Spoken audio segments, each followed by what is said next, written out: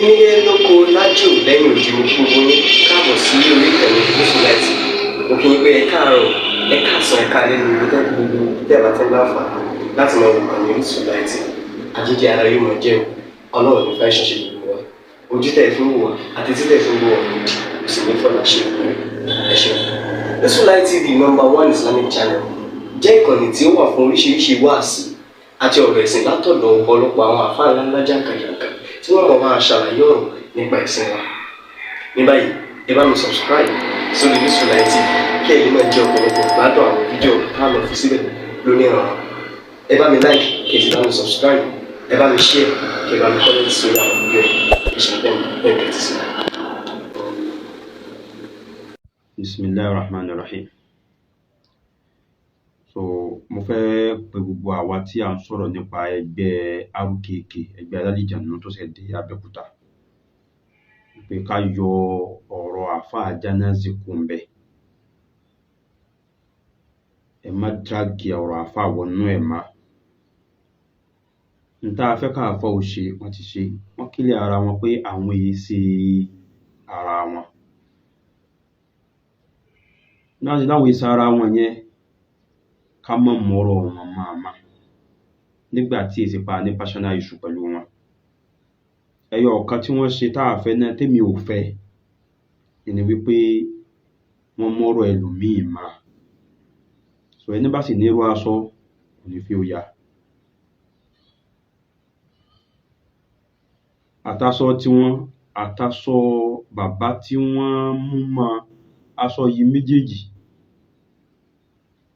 ẹnìkan kan ń já ṣáájú, ẹnìkan ń tẹ̀lé ni. Àwọn kan jù àwa lọ, àwa náà jù àwọn kan lọ. Ọlọ́run sì ṣẹ̀dá ayé níjọ́ tó ti ṣẹ̀dá ẹ̀ náà nìyẹn. Nígbà tá a bá ti wá mọ̀ bẹ́ẹ̀, kí a máa búra wa láṣọṣo láti yá. Ọlọ́run dákun yóò wá sópin, ó wù wá kó wá sópin. Kí ìkọjú sí ra ẹni, bára ẹni jagun ẹnu, fi ẹnu fara ẹni láṣọyà yẹn, ó wù wá kó wá sópin, kó kù láàrin àwa lálàáfáà. Káwa gẹ́gẹ́ ó sì wá bẹ̀rẹ̀ wáàsí láàrin àwọn tí wọ́n bá tún ń ṣerú ẹ̀ pé ilé ẹ̀ má ṣe bẹ́ẹ̀ má, kò dáa. Èrò wa nìyẹn. So ẹ sì rí pé gbogbo fídíò míì tó jáde lẹ́yìn ìgbà tí mo ṣe fídíò níjó ni, kì í ṣàfáà ló sọ̀rọ̀, àwọn agbọ̀rọ̀dùn ni wọ́n ń sọ. Tọ́ kò sí bọ́rọ̀ èèyàn ó ṣe worst tó èèyàn ó rí èèyàn tẹ̀lé. Kò sí bọ́rọ̀ èèyàn ó ṣe dáa tó yóò rí èèyàn kọ́ tiẹ̀. Gbogbo àwọn tí wọ́n sọ̀rọ̀ bí ìgbà táwọn èso lólùfẹ́ àfáà yẹn, ọ̀rọ̀ wọn ò gbọdọ̀ kàn wá nígbà tá a ní nǹkan mìíràn tá a fẹ́ gbà ń bẹ̀. Kàkà kí tó ṣépè tó sọ̀rọ̀ gbogbo tó sọ gbọ́. Ojú tí n fi ń wo òun tiẹ̀, tó bá mọ ojú tí n fi ń wo òun ni, ojú ó tì òun gan. Kì í ṣe irú tí ń ṣe yẹn làwa ń ṣe. So mò ń fàsìkò yìí àfáà wa tí mo fi fídíò wọn hàn yìí, mi ò mọ orúkọ wọn, mi ò sì ní mi ò mọ bí mo ṣe fẹ́ pè wọ́n, mi ò níbi tí mo lè pè wọ́n sí, mi ò lẹ́ni tí mo mọ̀ wọ́n.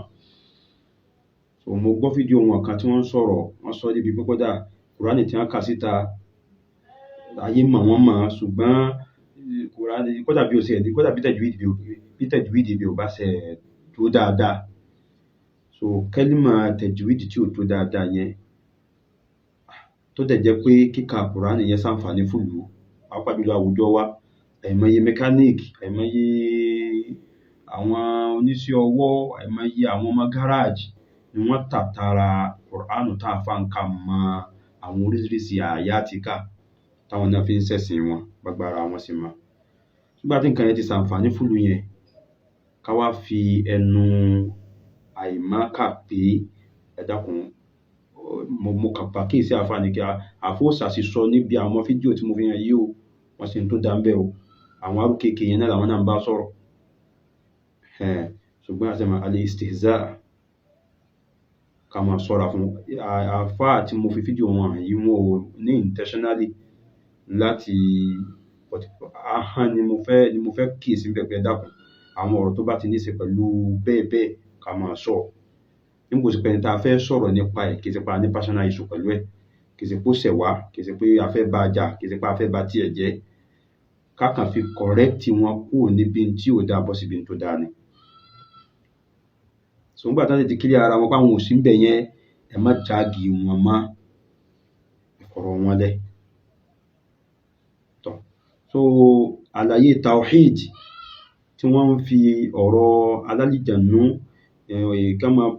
ká ń fi ọ̀rọ̀ ìpromise ara ẹni ní owó níní bí ẹ bá jọ yẹn ẹgbẹ́ wa ẹ̀ dolówó tí wọ́n fi ń lé tawhid kù lẹ́mìí àwọn èèyàn yẹn ẹnì ká mójútó ká sọ̀rọ̀ lórí ẹ̀ dáadáa kódà bí títún bá dé bá wa lórí ẹ̀ ká gbà fọ́lọ́run lórí ẹ̀ káyìí kọ́lọ́run jẹ́ kí ẹ̀mí gbogbo ogun lórí dáadáa. Wọ́n ti fi ọ̀rọ̀ á ní owó afẹ́ rí ṣe afẹ́ ga afẹ́ dèèyàn ńlá mójútó kádàrá ẹ mọ́wó rẹ níran wọ́n ti fi lé tawhid jìnnà sẹ́mi àwọn èèyàn ìyẹn là ń sọ̀rọ̀ lé lórí.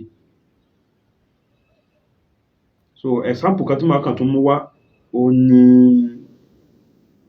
tírà kan tí gbogbo wa mọ̀ kò sẹ́ni tí ì sábà lò àfàwọn tí wọ́n bá jẹ́ JJC ẹni tó bá jẹ́ ọmọ ìpìlẹ̀ tí ò mọ du'a'u ghayatul maqsud al-kubra kò sẹ́ni tí ó mọ̀ àwa náà máa ké gan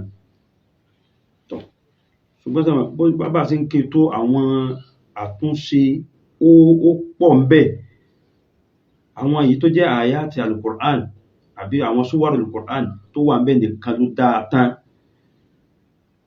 ṣé gbogbo àwọn khutba tí wọ́n fi gbé pé tá a bá ti ké Yásìn tán ó túbà tẹ́ kele rè ẹ bá kí Káfì tán ó túbà tẹ́ kele rè ní wàá fẹ́ example kan hàn wọ́n ti ń bọ̀rọ̀ náà bọ̀ wá wọ́n ń ṣàdúà Allahumma ikdi hajati ìbárakàtì Jibrili wa Mikail wa Israfil wa Azrailu àwọn ilé ó sì wà manageable Ọlọ́run gbàdúrà mi bí abùkátà mi pẹ̀lú àlùbáríkà ọlá tó ṣe fún Jibrilu àti tó ṣe fún Mikail àti Israfil wọ́n bọ̀rọ̀ náà bọ̀ wá wọ́n wá débì kan wọ́n wá gbé síbi tí èyí tí ò yé mọ́ wọ́n ní Allahumma ya Fati'ata ya ilu ya Masika ya ilu ya Kashfa ya ilu ya Ratfa ya ilu ya Damdama ya ilu ya Ka'aka ya ilu ya Malika ya ilu ya Taba ya ilu ya Tabta ya ilu ya Ajaba ya ilu Ajibu ya Rauqa ya ilu Ajib jẹ́ pé mi ya Rauqa ya ilu mọ̀ wọ́n tó ń pín tán pè ní Rauqa ya ilu ẹ dákun ó kọ́ lọ́hùn wo ní jẹ́ Rauqa ya ilu ẹ ti rí pé kì í sọ lọ́ọ̀ ni wọ́n ní kó bí abùkátà ń bẹ̀ wọn Ajib jẹ́ mi jẹ́ ìpè mi ya Rauqa ya ilu àpòwọ́ tó ń tán pè ní Rauqa ya ilu kò sì wá pọ̀ bẹ́ẹ̀ nìyẹn gbogbo wa iná ó mọ̀ tẹ́lẹ̀ àmọ́ a ṣẹ̀ṣẹ̀ ń lákìyèsí rẹ̀ ni sọ ẹni bí ìdàgbà bọ́ bá tí wá ń dàgbà sókè kò sẹ́ni tí ara rẹ̀ ò ní máa fọ nǹkan yìí pé kí ló dé tèmi ò lè pe Ọlọ́run gangan ó ti wá jẹ́ pé Rauqa ya ilu tọ́lọ́ ń jọ ṣẹ̀dá wa ni màá máa wá fi ọ̀rọ̀ mi tì ìyẹn làlàyé tá a fẹ́ kó yé àwọn èèyàn ẹ̀mí tí wọ́n ní sọ̀rọ̀ ń pa rẹ̀ wọ́n ní kẹ́ ẹ wá jẹ́ ẹrú fún ẹ̀mí yẹn ni so ẹni tó bá wá sí pé ìjẹ́rú fọ́lọ́run ọba tẹ́ ẹ lọ́rùn kò ní ìdí kó ṣẹ̀ṣẹ̀ tún lọ jẹ́ ẹrú fún Rauqa ya ilu kó máa ní Ajibu ya Rauqa ya ilu instead Ajibu ní ya Allah àlàyé tá a fẹ́ kó yé nìyẹn ní táwọn ẹ̀mí yìí tí wọ́n ń wí nìyẹn wọ́n rí yẹn mọ́ kì í ṣe nǹkan tó tún kì í dẹ̀ ṣe tó pàtàkì tábà ní ẹ wá dolówó gbogbo àwọn tí ń bẹ ń bẹ̀ ẹ lọ kà àwọn olòṣì ní ó pọ̀ jù kì í ṣolówó Ọlọ́run ò dá ayé fún kò promise gbogbo wa pé gbogbo wa ládolówó àwọn kan máa dolówó àwọn kan máa jẹ́ tálíkà àwọn kan máa jólówó àwọn kan máa jẹ́ tálíkà bó ṣe bí ayé kalẹ̀ nìyẹn àwọn kan máa jó nímọ̀ àwọn kan jẹ́ láìmọ̀kan ẹni bá wá dówó fún ẹni tí ò ní lọ́wọ́ ẹni bá jẹ́ onímọ̀ kó lómọ rẹ̀ láti fi tún àwọn èèyàn ṣe bọ́lọ̀ sì gbé kalẹ̀ nìyẹn ẹni bá jẹ́ kápẹ́ńtà kó lọ kan lé olówó ẹni bá dólówó kó fún tálíkà ní owó tí ó fi owó iṣẹ́ rẹ̀ nígbà tó bá ṣe kápẹ́ńtà fún tán ẹni bá jẹ́ bíríkìlà kó lọ́sẹ̀ ní ká máa ran ara wa lọ́wọ́ nìyẹn lọ bá ẹni tó lówó kọ́lé ẹni ó lówó fún bíríkìlà lówó iṣẹ́ rẹ̀ bọ́lọ̀ ti gbé kalẹ̀ nìyẹn kò sọ pé gbogbo wa ó jẹ́ olówó. Sọ̀kẹ́ni kan máa promise wa pé ìjọ kan bẹ téèyàn ti gbogbo èèyàn ti dolówó yẹn, irọ́ ni, olùṣípọ̀ láàrin wọn. Ṣàlàyé tá a fẹ́ kó rinlẹ̀ nìyẹn. Kẹ́mi gbogbo àwa tá a jọ jẹ́ ẹ̀dá Ọlọ́run, kẹ́mi wọ́ padà sọ́dọ̀ Ọlọ́run ọba ọ̀kan ṣoṣo. Ká sì gbà pé n tó bá ṣe iná ní ṣíṣe, bó ṣe wù ú nìyẹn. Èyí tí ò bá wù wá nínú n tó ṣe, á bẹ̀ pé kó dákun ni. Tó bá wà lákọọ́lẹ̀ rẹ̀ láti yí padà, yóò yí padà. Bó bá yẹ kó wù ú láti yí padà, òun lágbára bẹ́ẹ̀ ń bẹ lọ́wọ́ rẹ̀, kò yí padà náà nìyẹn. Á pàdé níwájú rẹ̀, kó ṣáà jẹ́ ká túbọ̀tán owó dáa, ká jọ máa àlìjánnà gbẹ̀yìn. Assalamu alaikum warahmatullahi wabarakatuh.